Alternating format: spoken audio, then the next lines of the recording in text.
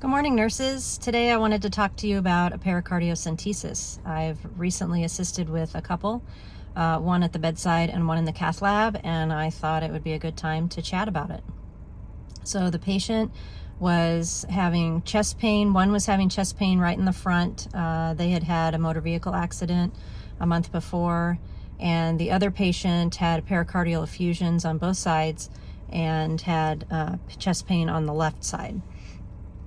Blood pressure was low, the heart rate was up, the oxygen saturation was like in the 70s, despite giving them 100% oxygen. And we did an echocardiogram, and the heart was kind of just beating like this, and you could see the fluid around the heart. The one patient, we actually got 2.5 liters off of the heart, which is an insane amount of blood. And the other one was very posterior, and so the doctor was unable to actually get to the part where the fluid was, and so was unable to drain that heart. But the other heart that was doing the very funny kind of almost fibrillating, but not fibrillating on the monitor. They were just tachycardic on the monitor.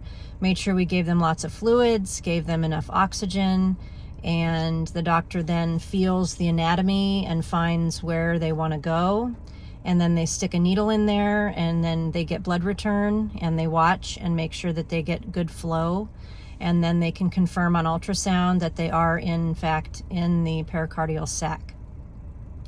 And then they hook up, they put in introducer, they put in a tube, and then they can hook that up to a drain, and then the nurse can empty the drain as the drain, it's kind of like a bag, drainage bag. As the drainage bag fills up, the nurse can then empty it and monitor how much blood. And then we can get a follow-up echocardiogram and see that the heart is now pumping adequately, and that the sac is more in line with the heart, and there isn't a space there where the blood is interfering with perfusion. Think about if the heart is being squeezed this way by the blood that's in the pericardial sac, then it can't pump out the blood to the rest of the body, so the body will have a low blood pressure and will have a low oxygenation.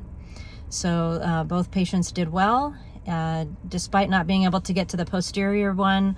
The patient still did okay. They didn't have quite as much blood as the other person had with the 2.5 liters that we got off the heart. So I hope that was helpful, and if you're assisting the physician, it's all about sterile technique and how you open packages and don't touch the inside of the package, and you hand it towards the person with the sterile gloves, and that's kind of the main thing. And then watching for any sterile field, and you want to stay at least 3 inches away from it, and don't turn your back on anything that's blue. Generally, sterile items are on a blue field of some sort. So don't forget, I have a YouTube. Please subscribe. It is free. I've got 742 subscribers. I'm trying to get to 1,000. So anything you can do to help would be great. And stay tuned for more TikToks. Thanks. Have a great day.